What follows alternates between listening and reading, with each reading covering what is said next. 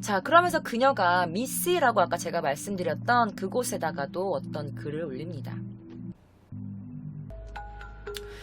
자, 이게 바로 그 미스라는 플랫폼에서 그녀가 쓴 일기예요. 그러니까 우리나라로 따지면 뭐 네이버 블로그? 뭐 블로그 약간 그런 거라고 생각하시면 될 것 같습니다. 자, NHK 낮 뉴스에서 피해자 그 리카코 씨의 미스의 일기의 일부를 낭독을 했습니다. 그녀의 일기 9월 10일에는 이렇게 적혀 있었대요. 아사카라 이에데 고타고타 구짜구짜 이로이로 가때 와리또 오사와기 라고 했어. 이게 뭐냐면 아침부터 집에서 막 여러 가지로 어수선하게 해서 뭔가 일이 있었어. 뭔가 의외로 굉장히 난리였어.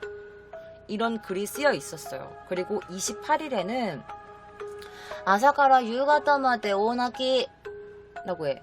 아침부터 저녁까지 펑펑 울었어. 라는 글을 올렸습니다. 그리고 또 다른 글에는 이렇게 썼어요. 지유가 호시, 손나 감기인状態나 생活, 히키데스 라고 했는데 뭐냐면 지유가 호시, 자유를 원해. 자유를 원해. 이렇게 써여 있었고, 이게 손나라고 쓰였는지 곤나라고 적혀있는지 모르겠는데, 아마 곤나인 것 같아. 약간 이렇게, 이런 식으로 흐지부지 돼 있어가지고 잘 안 보였거든? 아마 곤나 같죠? 근데 거기서는 그 기사에서는 손나라고 적혀 있었는데 곤나 같아. 내가 봤을 때는 그 히라가나로 손나라고 써 있었거든. 어쨌든 곤나 감기인状態나 생活라고 했는데 이런 감금 상태의 생활 이라는 글을 써요. 그러면서 히키데스라고 하는데 이게 히키가 뭐냐면 히키코모리의 줄임말이에요. 그래서 히키데스라고 하는데 자유를 원해. 자유가 갖고 싶어. 이런 감금 상태의 생활. 히키코모리 데스라는 글이 올려. 갑자기 요 몇 개월 동안 너무나 뭐 집에서 너무 이런저런 막 여러 가지 일이 있어서 너무 난리가 났었어. 아침부터 오후까지 계속 펑펑 울었어. 자유를 원해. 이런 감금 생활 상태. 히키코모리예요. 그리고 나서 10월 6일 날 이렇게 적혔어. 다메다. 혼또 무카츠크. 이런 글이 올라와. 다 틀렸어. 진짜 짜증나. 이런 글이 올라옵니다. 오야마 우자이시, 지은마 우자, 이로인노 이라이라. 이라이라 막 이런 글이 올려. 엄마 부모도 다 짜증나고 나도 짜증나고 이라이라 이렇게 적혀. 오야마 우자이시 지금마 우자이시 막 이라이라 이런 다 짜증나. 엄마도 짜증나고 엄마 아빠도 짜증나고 부모도 짜증나고 나도 짜증나고 그냥 다 짜증나 너무 짜증나고 초조해. 이런 글을 올려요. 그러니까 점점 뭔가 이렇게 지나갈수록 좀 뭔가 감정이 격해지는 듯한 이런 게 있죠. 뭐, 남에다 이런 말은 솔직히 웬만하면 짜증나면 이런 말 안 쓰거든? 그러니까 우리 이런 거야. 그러니까, 다 틀렸어. 짜증나. 진짜 짜증나. 막 이런 느낌이야. 뭐, 남에다, 뭐, 무카츠크, 혼또 무카츠크, 막 이런 글을 하면은 애가 점점 미쳐가는 게 보이네요. 약간 그런 느낌이 들죠. 그리고 약간 이거는 글이 좀 잘 나와 있어서 가져왔어요. 여기를 뭐라고 써있냐면, 제가 조금 크게 해서 보여드릴게요. 뭐라고 써있냐면, 10월 12일 그녀가 이제 마지막으로 글을 남긴 거야. 10월 12일 이 이후로는 그녀의 일기가 없어요. 코토시니 하이때 난가 오카시요 점점점 뭐 야다 라는 게 있는데 이걸 뭐냐면 올해 들어서 뭔가 이상해. 이제 싫어. 이런 글이 올라가요.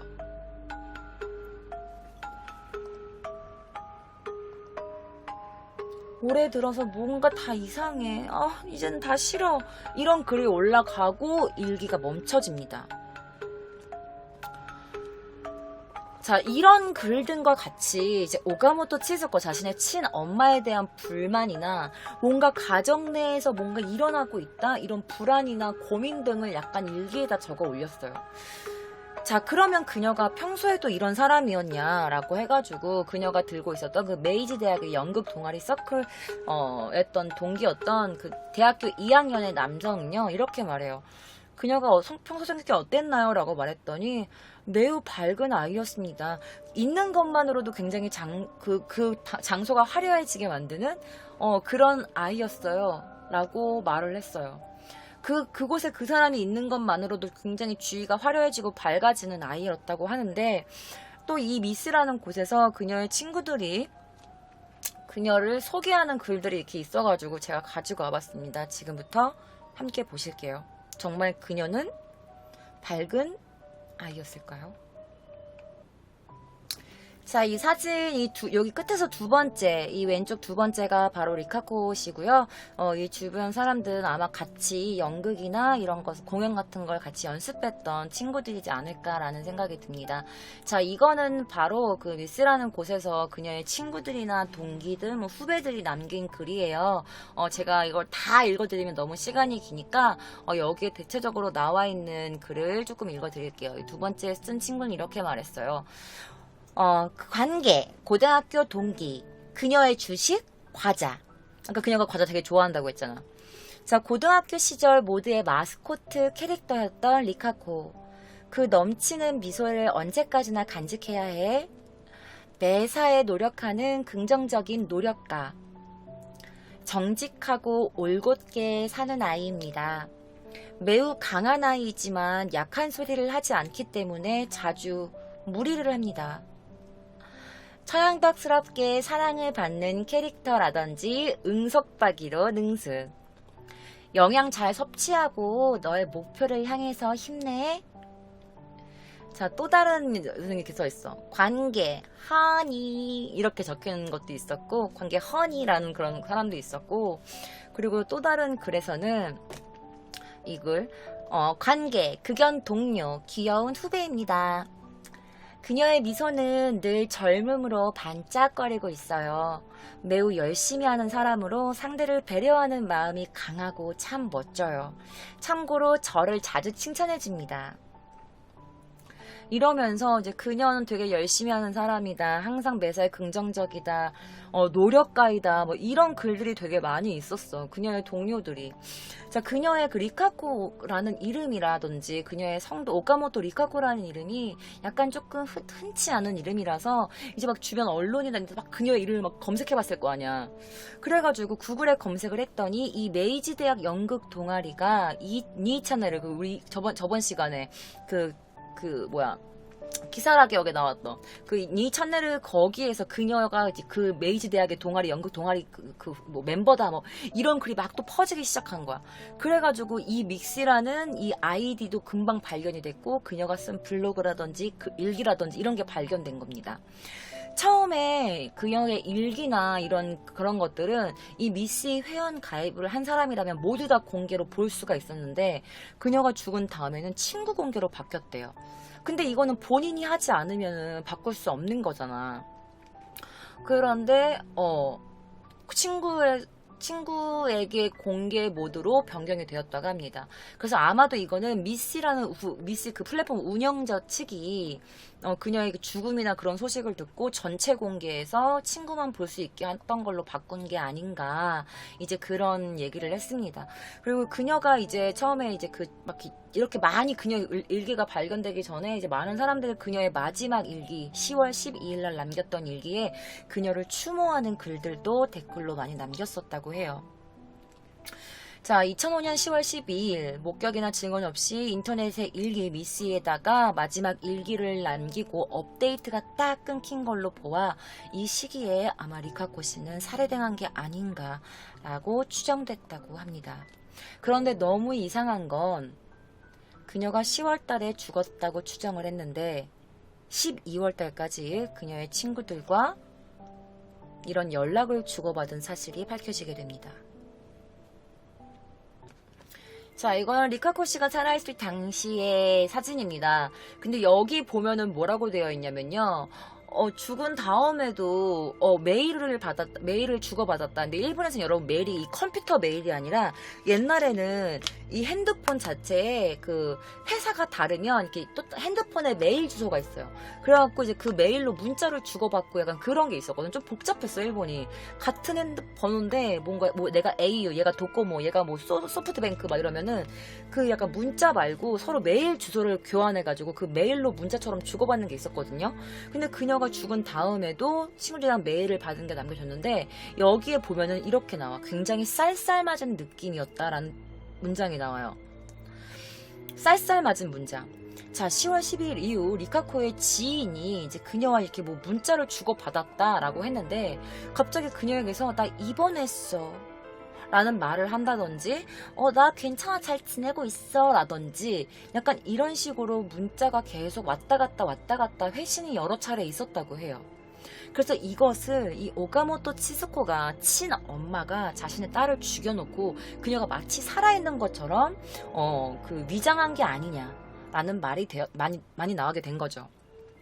자, 자신의 딸인 리카코를 살해한 날짜가 대략 2005년 12월 12일 이후라고 했는데, 자, 그러면 이때부터 야마우치가, 이 집에 살고 있던 그 남자 야마우치가 리카코의 죽음을 이미 알고 있었다는 사실이 돼요.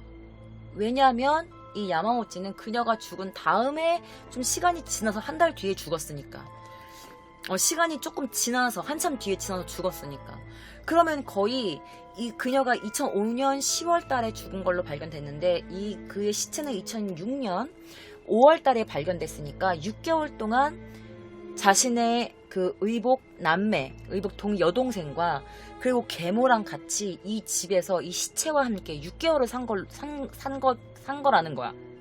너무 끔찍하지.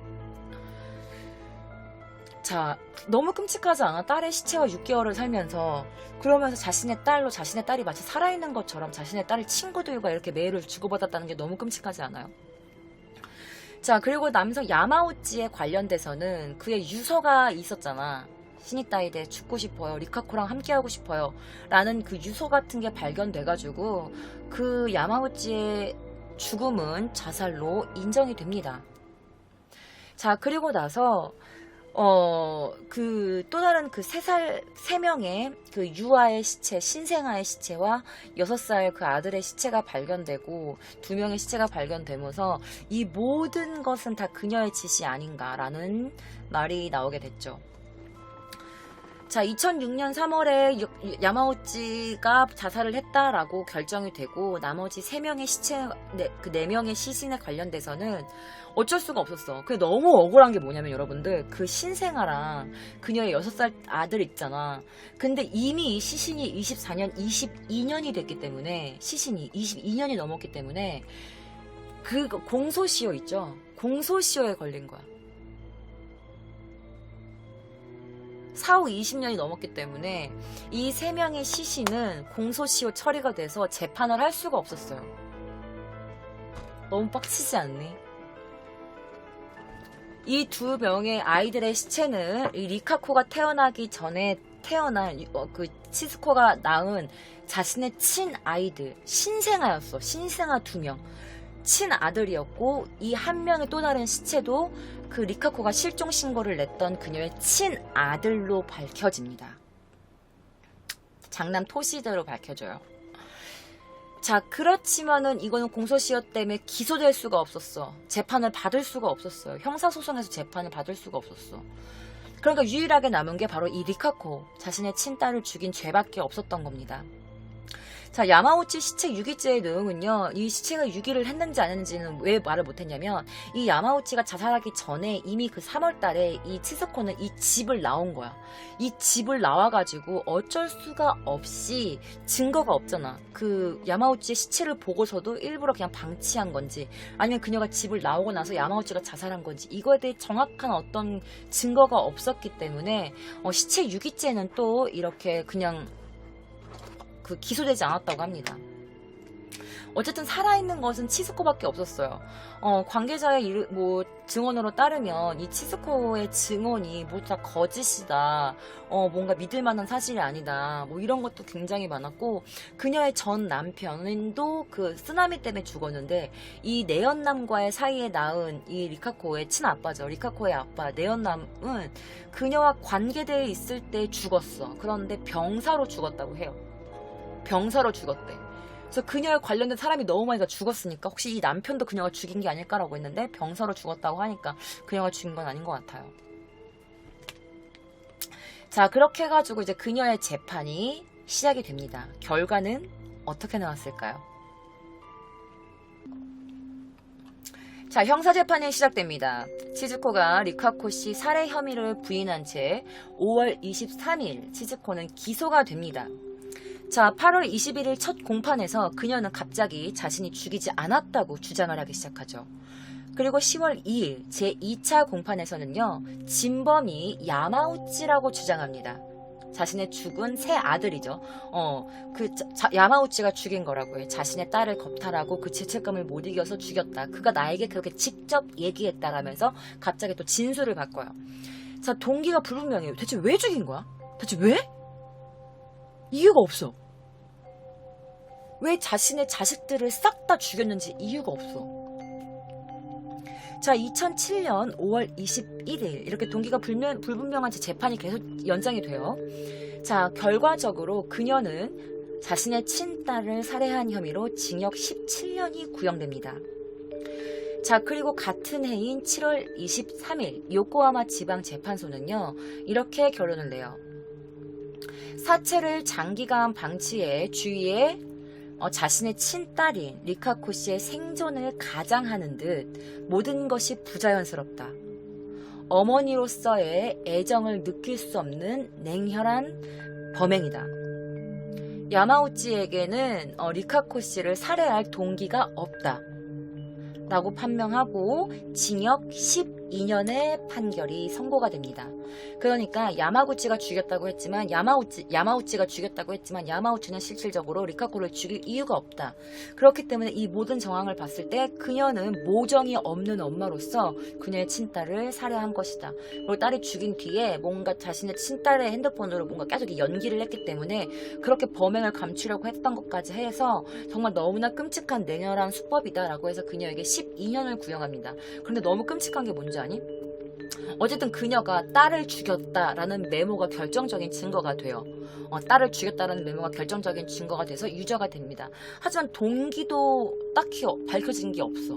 그러니까 정확하게 왜 자신의 모든 자식들을 죽였는지, 왜 자신의 아들을 실종신고를 했는데 이미 죽여놓고 실종신고를 한 건지, 왜 자신이 아이를 낳자마자 아이를 비닐봉다리에 싸서 죽인 건지, 그 시체를 왜 22년 동안 같이 시체를 갖고 있었던 건지, 자신의 딸을 죽여놓고 6개월 동안 왜 그 시체와 같이 생활한 건지 이유를 말하지 않아. 끝까지 동기를 말하지 않아. 너무 끔찍하지 않아? 이유를 말하는 되게 재판은 나왔는데 12년 구형이 됐는데 너무 찝찝한 사건으로 뽑혀요, 이 사건이. 그러니까 내가 생각했을 때 첫째 아들은 그때 빚을 갚는 날이었잖아. 빚을 갚는 날이었는데 돈이 없어. 그러니까 너무 급하니까 그래, 아들을 죽여버릴까? 아들 죽었다 그러면, 아들 실종됐다 그러면 설마 돈 갚으라고 하겠어? 그 생각으로 아들을 죽인 건 아닐까라는 생각이 또 들어. 빚에 너무 막 이렇게 쪼달리고 있었으니까. 빚을 갚는 날인데 아들이 실종됐어요. 그럼 거기서 누가 어디다 대고 거기서 아들이 실종됐다는데 어떻게 거기 돈 갚으란 말을 하니? 그래서 너무 급한 마음에 아들을 죽이는 약간 사이코, 정말 도라이지 않을까. 딸은 왜 죽였는지 모르겠어. 막 이 생각도 해봤어. 혹시 딸이 그 자신의 그 내연남과 다른 본체에서 난 아들과 뭔가 사랑에 빠져서 그래서 죽인 건가?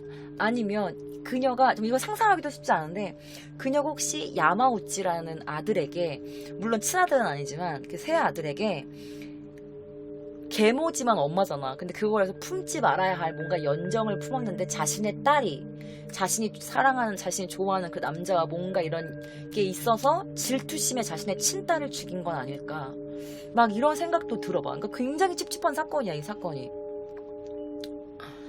자, 그런데 너무 놀라운 건 치즈코가 이렇게 말해. 내가 왜 12년이나 받아야 해? 내가 죽이지 않았다니까? 라면서 항소를 합니다. 이 결과에 굴복할 수 없어. 난 인정할 수 없어. 라면서 항소를 해요. 그렇지만 2008년 10월 23일 도쿄 고등재판소는요, 그녀의 항소를 기각합니다. 자, 이렇게 해서 사건은 마무리되지만 지금까지도 굉장히 찝찝한 사건으로 알려져 있어요. 과연 그녀가 핸드폰으로 한 게 그녀인지 아니면 야마우치인지 모르겠어. 그 야마우치가 그녀의, 그러니까 아까 누가 그랬잖아. 혹시 그녀가 계모인데 자신의 그 새 아들을 약간 세뇌시킨 건 아닐까요? 너무 어릴 때부터 같이 자랐으니까 세뇌시킨 건 아닐까요? 그래서 야마우치가 자신의 뭐 친동생을 여자로서 좋아했던, 아니면은 그냥 근친상간으로 좋아했던, 아니면은 그냥 정말 자신이 피는 섞이지 않아, 피는 그냥 우리 아빠는 같으니까, 엄마는 다르지만 아빠는 같으니까 자신의 정말 친동생으로서 너무 아껴가지고 했는데 엄마가 죽여가지고 죄책, 그거를 맨날 그 시체와 같이 살아야 하는, 자신이 정말 아끼던 자신의 동생과 같이 그런 시체와 살아야 하는 그걸 못 견뎌가지고 자살을 했는지, 이 엄마가 막 세뇌시킨 거야. 너 신고하면 죽여버릴 거야? 너 신고하면 안 돼. 너가 죽였다 그럴 거야.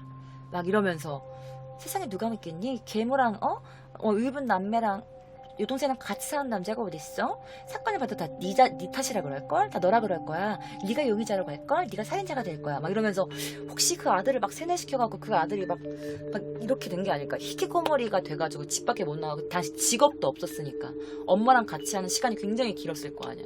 그래서 그런 건지는 모르겠어요. 이 사건은 몰라. 그래서 여러분들은 어떻게 생각하시는지 이 영상 댓글에 남겨주세요.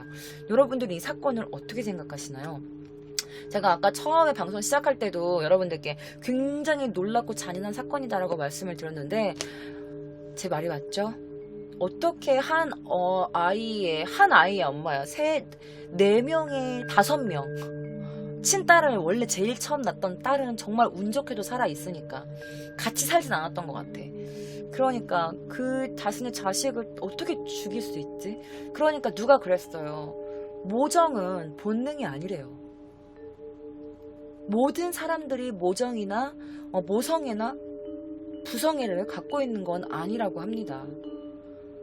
정말 이 사건을 보면 엄마임에도 엄마가 아닌 사람들이 있는 것 같아요.